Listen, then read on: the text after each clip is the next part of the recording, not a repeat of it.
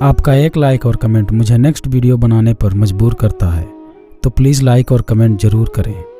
और अगर आप चैनल पर नए हैं तो चैनल को सब्सक्राइब करना ना भूलें और साथ ही में बेल आइकन को प्रेस करके नोटिफिकेशन को ऑल पे सेट करें, ताकि आपको हर वीडियो का नोटिफिकेशन मिलता रहे जैसे ही हम एक नया वीडियो अपलोड करते हैं।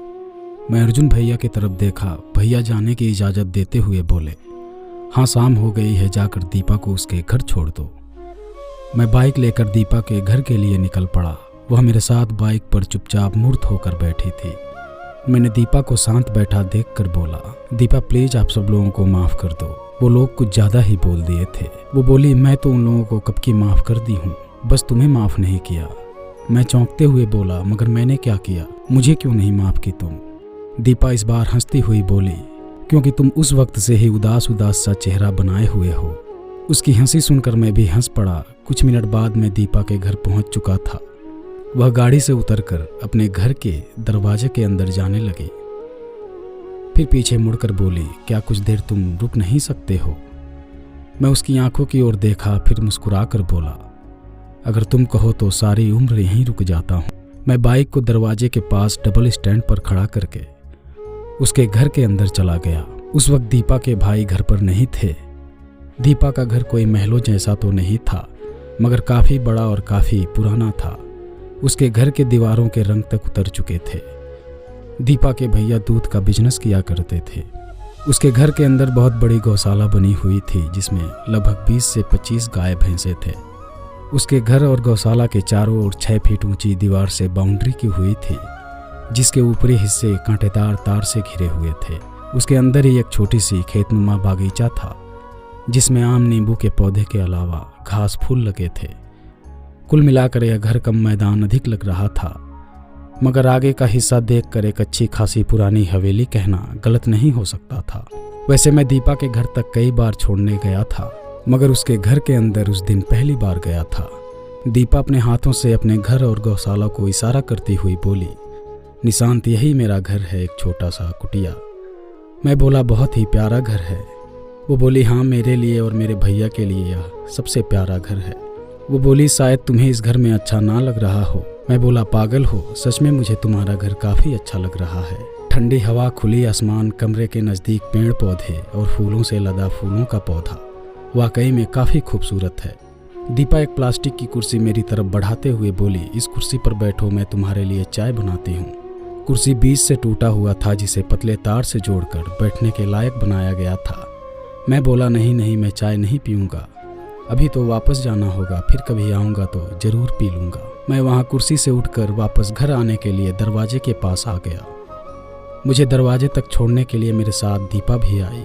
कुछ पल तक मैं उसके चेहरे को निहारता रहा। उसके बाद उसके हाथों को पकड़कर उसे अपनी बाहों में लपेट लिया।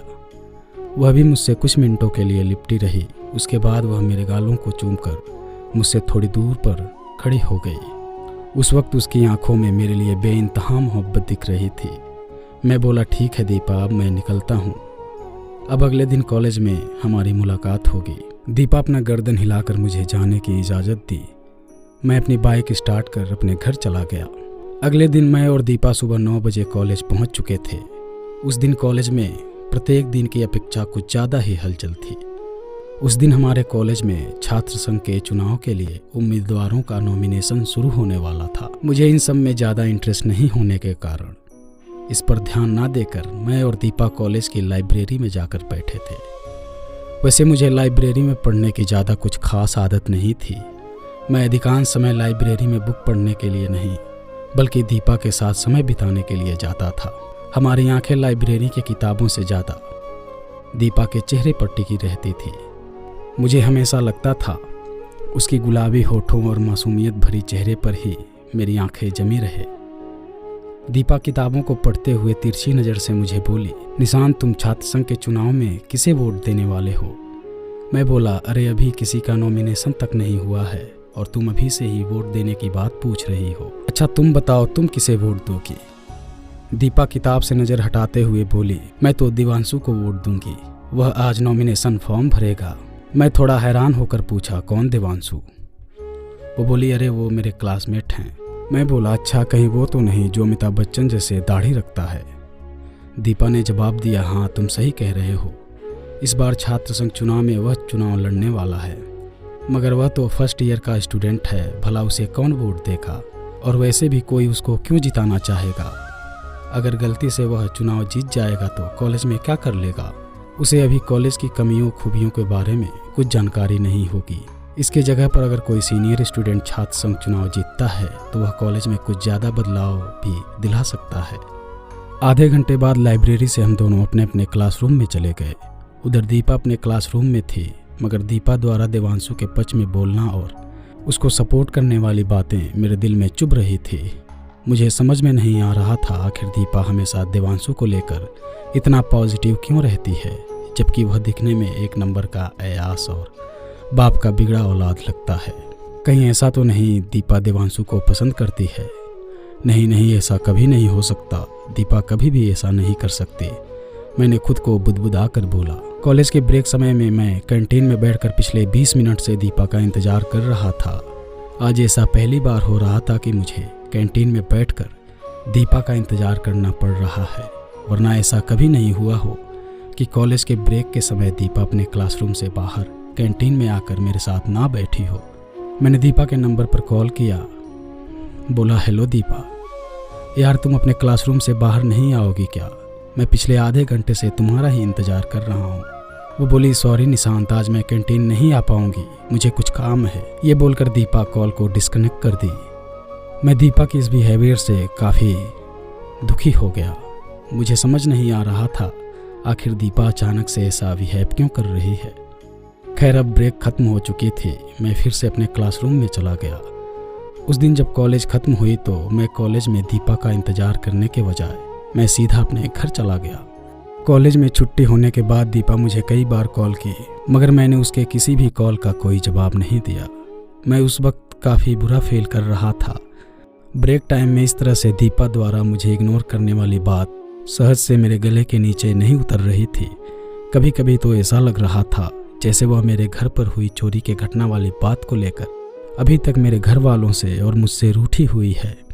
मगर फिर दूसरे ही पल ख्याल आता, कहीं ऐसा तो नहीं अब वह देवांशु के करीब जा रही है। और जैसे ही ये ख्याल मेरे दिमाग में आता मैं परेशान हो उठता। जब मैंने व्हाट्सएप खोला तो देखा दीपा के 100 से अधिक मैसेज आ चुके थे और सब मैसेज में वह सिर्फ यही पूछ रही थी, निशांत तुम्हें क्या हुआ है, तुम इतने नाराज़ क्यों हो, कोई दिक्कत है तो बताओ। और इसी तरह के कई सारे मैसेज भरे पड़े थे। मैंने लगभग 9 बजे रात में उसे कॉल का जवाब दिया। मैं बहुत धीमे स्वर में बोला, हेलो। वो बोली, यार तुम मेरे कॉल का जवाब क्यों नहीं दे रहा था? मैं तुम्हें कॉल करके परेशान हुई जा रही थी और तुम मुझे जवाब देना ज़रूरी ही नहीं समझ रहे थे। मैं उदासीन आवाज़ में बोला, नहीं ऐसी कोई बात नहीं है, बस थोड़ा बिजी था जिसके वजह से कॉल या मैसेज का जवाब नहीं दे पा रहा था। वो बोली, यार मैं तो डर ही गई थी, कहीं तुम मुझसे नाराज़ तो नहीं हो गए। मैं बोला, भला मैं तुमसे कैसे नाराज़ हो सकता हूँ, तुम तो जानती हो तुमसे एक पल की दूरी भी मेरे लिए गवारा लगता है। जब आप किसी से प्यार करते हो तो आप उससे चाहे लाख नाराज़गी कर लो, उससे दूर जाने की कई हथकंडे आजमा लो, मगर आप जैसे ही कभी उसके सामने हो जाओगे या उससे एक पल के लिए भी बात कर लोगे तो पहले से चली आ रही नाराज़गी या बरसों की दूरी पल भर में ही दूर हो जाती है। मेरे साथ भी कुछ ऐसा ही हुआ। मैं दीपा से उस दिन नाराज़ था। उसकी सैकड़ों कॉल मैसेज का मैंने कोई जवाब नहीं दिया, लेकिन जैसे ही उसने थोड़ी सी बात कर ली सारी नाराज़गी खत्म हो गई थी। उसके बाद हम दोनों के बीच लगातार कई घंटे बातें हुई और हम दोनों फिर से नॉर्मल हो गए। फिर अचानक मैंने दीपा से पूछा, दीपा तुम कॉलेज की ब्रेक टाइम में कहाँ थी? यार मैं कैंटीन में तुम्हारा वेट करता ही रह गया, मगर तुम आए ही नहीं। वो बोली, वो सॉरी, मैं तो तुम्हें बताना ही भूल गई थी। पता है आज कॉलेज में मेरे क्लासमेट देवांशु छात्र संघ चुनाव के लिए नॉमिनेशन फॉर्म भर दिया है। आज मैं और मेरी पूरी क्लास देवांशु के साथ ही चुनाव जीतने के लिए कुछ रणनीति बना रहे थे। यही वजह था कि मैं तुम्हारे साथ कैंटीन में नहीं आ पाई थी। सॉरी निशांत। मैं बोला, ओके कोई बात नहीं। दीपा को कैंटीन में ना आ पाने से जितना बुरा लग रहा था उस वक्त मुझे उससे कहीं ज़्यादा बुरा उसके मुंह से यह सुन के लग रहा था कि वह देवांशु की वजह से कैंटीन में नहीं आ पाई थी। इसके बाद हम दोनों के बीच लगभग आधे घंटे और बात हुई। उसके बाद गुड नाइट बोलकर दोनों सोने चले गए। मैं बिस्तर पर सोने तो जरूर चला गया था, मगर मुझे बिस्तर पर बिल्कुल भी नींद नहीं आ रही थी। मुझे दीपा के मुंह से बार बार देवांशु का नाम सुनना मेरे दिल को बिल्कुल रास नहीं आ रहा था। वैसे दीपा और देवांशु के बारे में मैंने आज तक ऐसी कोई बात नहीं सुनी थी जिससे मुझे चिंता करने की ज़रूरत थी, मगर फिर भी देवांशु के कारण मेरा दिल हमेशा असहज महसूस करता था। अगले दिन सुबह मैं कॉलेज जाने के लिए तैयार हो रहा था। नहाने के बाद मैं दीपा की पसंदीदा कलर की वाइट शर्ट और ब्लैक जीन्स पहन रखा था। वैसे ये कलर अब सिर्फ दीपा की ही पसंदीदा नहीं रह गई थी, बल्कि वाइट और ब्लैक कलर मेरा भी पसंदीदा रंग बन चुका था। किसी ने सच कहा है, प्यार में हमेशा दोनों के पसंद नापसंद एक जैसे ही होते हैं। आप या तो अपने प्रेमी के पसंद को अपना पसंद बना लेते हैं या फिर उसकी पसंद की पसंद बन जाते हैं। मगर यह भी प्रचलित है कि प्यार करने वाले लोग हमेशा एक जैसी सोच रखने वाले लोगों की तरफ ही आकर्षित होते हैं। अब ये दोनों बातें कितना सच है या फिर कितना गलत है यह तो मुझे मालूम नहीं है, मगर दीपा और मेरी पसंद नापसंद काफ़ी हद तक मिलती थी। मैंने कपड़े पहने, उस पर जोरदार खुशबू वाला इत्र लगाकर अपने कमरे से बाहर निकला। कमरे से बाहर निकलते ही मुझे भाभी मजाक से बोली, क्या बात है, आज तो बड़ा हैंडसम बनकर कॉलेज जा रहे हैं, किसी को प्रपोज करने का इरादा है क्या? मैं बोला, अरे नहीं भाभी, ऐसी कोई बात नहीं है। वैसे भी हम जैसे सीधे साधे लड़के को कोई लड़की भाव ही नहीं देती है। भाभी मुस्कुराती हुई बोली, मुझे तो लगता है कि लड़कियां आपके पीछे तितली बनकर घूमती होंगी। मैं बोला, ऐसा तो कभी नहीं हुआ, अगर ऐसी कोई लड़की रही तो आपको बता दूंगा। मैंने यह बोलकर बाहर निकल लेना ही उचित समझा, वरना वह धीरे धीरे कहीं दीपा तक न पहुंच जाएं। मैंने नाश्ता किया और वहां से सीधे कॉलेज पहुंच गया। दीपा भी कॉलेज आ चुकी थी हमेशा की तरह। आज भी दीपा को कॉलेज छोड़कर उसके भैया वापस घर चले गए थे।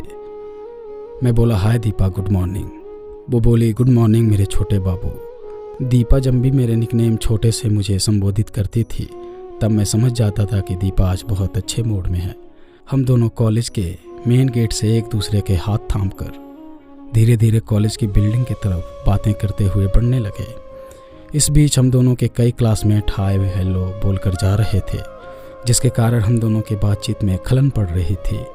हम कॉलेज के लाइब्रेरी की ओर आगे बढ़ रहे थे। उसी बीच देवांशु अपने कई दोस्तों के साथ वहां पहुंच गया और उसने दीपा से बोला, गुड मॉर्निंग दीपा। दीपा बोले, गुड मॉर्निंग देवांशु। देवांशु बोला, अपनी क्लासमेट और पार्टी के सभी मेंबर तुम्हारा ही इंतजार कर रहे हैं। दीपा खुश होते हुए बोली, कोई खास बात है क्या? क्या बात है, आज कॉलेज में लोग मेरा ही इंतजार सुबह से कर रहे हैं। उस वक्त दीपा देवांशु से बहुत खुश होकर बातें कर रही थी और मैं उसके बगल में एक अनजान व्यक्ति सा मूर्त जैसे चुपचाप खड़ा था। देवांशु बोला, अरे चुनाव प्रचार के लिए कुछ स्लोगन लिखना था। सब लोग स्लोगन लिखने के लिए कई लड़के लड़कियों का नाम सुझा रहे थे, लेकिन मैंने उन लोगों से साफ बोल रखा है, मेरी चुनाव प्रचार के लिए स्लोगन केवल दीपा ही लिखेगी, क्योंकि दीपा जैसी कोई स्लोगन लिख ही नहीं सकता। तब से वे लोग बेसब्री से तुम्हारा ही इंतजार कर रहे हैं। वो बोली, थैंक्स देवांशु कि तुमने स्लोगन लिखने के लिए मेरा नाम सुझाव में दिया है। मुझे भी स्लोगन लिखने में बहुत मज़ा आता है। दीपा इतनी खुश होकर बोल रही थी जैसे वह भूल चुकी हो कि मैं भी उसके साथ हूँ। देवांशु बोला, ठीक है दीपा, क्लासरूम में चलो, कुछ मीटिंग करनी है। यह बोलकर देवांशु वहाँ से आगे बढ़ गया, लेकिन जाते वक्त मुझे अपनी दोनों आंखों से घूरता गया। उसकी इस हरकत से मेरा खून खौल गया था। मैं अच्छी तरह से जानता था कि वह दीपा को पसंद करता है और वह छात्र संघ चुनाव के बहाने दीपा के करीब जाना चाहता है। मुझे उस वक्त लगा कि दीपा को देवांशु से दूर रहने के लिए बोल दूं, मगर मैं नहीं चाहता था कि दीपा मेरे इस बातों का अलग मतलब निकाल कर मुझसे नाराज हो जाए। इसलिए मैंने उस वक्त से कुछ नहीं बोला और हम दोनों अपने अपने क्लासरूम में चले गए। मैं क्लासरूम में बस यही सोच रहा था, कहीं अगर देवांशु सच में दीपा के करीब जाने में सफल हो जाएगा तो मेरा क्या होगा। मैं तो उसके बिना जी ही नहीं पाऊंगा। मगर मुझे अपनी मोहब्बत और दीपा पर पूरा यकीन था कि वह ऐसा कभी नहीं कर सकते। उस दिन के बाद दीपा अधिकांश समय देवांशु के चुनाव प्रचार में ही कॉलेज में इधर उधर बिजी रहने लगी थी। अब तो वह कई दिनों से कैंटीन में साथ बैठकर चाय तक भी नहीं पी थी। मुझे दीपा को देखकर ऐसा लगने लगा था कि यह चुनाव देवांशु नहीं बल्कि दीपा लड़ रही हो। हर जगह दीपा के लिए स्लोगन लगे हुए थे। कॉलेज में पूरी दीवार उसी से भरा पड़ा था। दीपा हमेशा इसी सब में बिजी रहने लगी थी और इधर दिन पर दिन देवांशु और मेरे बीच तकरार बढ़ती जा रही थी। एक दिन देवांशु मुझे कॉलेज के बाहर मिला और वह दीपा के बारे में कुछ ज़्यादा ही बातें कर रहा था, जिसके कारण मेरा खून खौल उठा था। आगे की कहानी मैं आपको नेक्स्ट वीडियो में बताऊंगा। अगर आपकी भी ऐसी कोई लव स्टोरी है तो आप हमें इंस्टाग्राम पर भेज सकते हैं, लिंक डिस्क्रिप्शन में है। उम्मीद करता हूँ आपको ये कहानी पसंद आई होगी। अगर आपको ये कहानी पसंद आई हो तो वीडियो को लाइक, शेयर और हमारे चैनल को सब्सक्राइब जरूर कीजिएगा।